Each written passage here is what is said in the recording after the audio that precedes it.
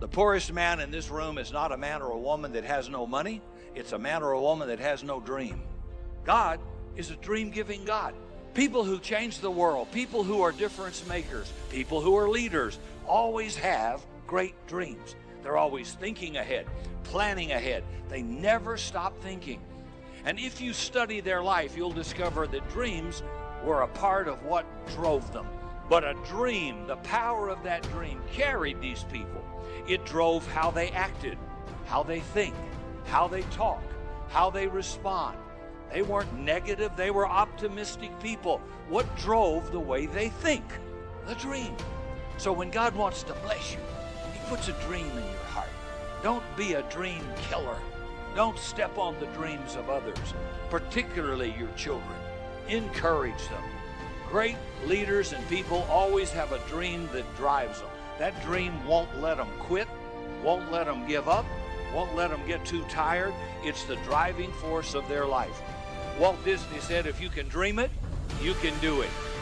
When Epcot was opened and the ribbon cut in Orlando, Florida, the mayor said to Mrs. Disney, it's too bad Walt didn't live to see this.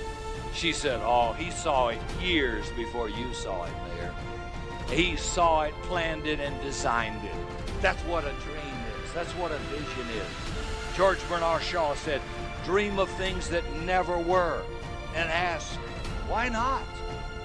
Why not a faster airplane? Why not a cell phone instead of a party line with a rotary dial? Right? And so how do you look at life or problems or limitations like, why don't we do this? Why don't we try that? Break out of the crowd. Build your own road. Dream about things that never were and say, why can't we? Why not? Let's try that. Let's do that. Those are people who change the world. But everything that you're imagining, God puts everything He has for you in your imagination. Albert Einstein had a quote. He said, imagination is everything. It's a preview to life's coming attractions. What actually happens is God puts your real life in your imagination. See, this stuff that you've been imagining is not hocus pocus. God is showing you a preview of a coming attraction He has for you. And He puts it in your imagination. The problem with your imagination, though, is you tell it to the wrong people. That's the whole problem. See, if you want to kill a big dream, tell it to a small-minded person. How many times has God showed you something so vividly clear that you just knew it was perfect? You shared it with your loved ones and your friends and they shot it down. You know why they shot it down? Because they couldn't see it. You know why they couldn't see it? Because God didn't show it to them. He showed it to you. God is in your imagination. He ain't in your paycheck. He ain't in your current set of situations. God is in your imagination. All of you gifted. All of you have a gift. God made you with a gift. All of you are gifted people. Understand, man, that God has a really great life for you. And He put it in your imagination. Be careful when you get a dream who you share that with, because people can discourage you, depress you, talk you out of it, and God doesn't want you to share that with everybody. If you're going to share your dream, share it with people who have already achieved what you want, who are not intimidated or threatened by your dream. They're already successful. Perhaps they'll throw you a few crumbs to help you on your journey and encourage you as some things. Your success will always be a threat to somebody else's insecurity. And not everybody will be excited about your dream. People will generally grow to the size of their problem, not to the size of their potential. Dreams help you grow to your full potential.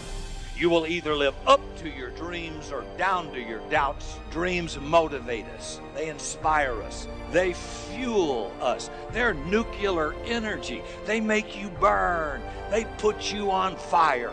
Most people lack energy today because they lack a dream. But I believe your strength is in proportion to your dream. Dream problems are the best problems. And if you're going to have problems, and by the way, I don't care who you are, you're going to have problems. Everybody has. The only thing common to all of us, problems. Jesus said in this world you're going to have adversity, tribulation, because you're going to have problems anyway. Well, why not have problems because of the dream you have? That's a good problem to have. But if you dream and you're going to challenge the status quo, you're going to have problems. Those are good problems. because you're on your way to following the dream God gave you. If all people ever tell you who have victory is about their victory, and they never tell you what it took to get there, and how many times they wanted to give up and quit, then you begin to think that there's something wrong with you. But let me tell you something, everybody that's going to do anything amazing with their life is going to have to go through some of the similar things.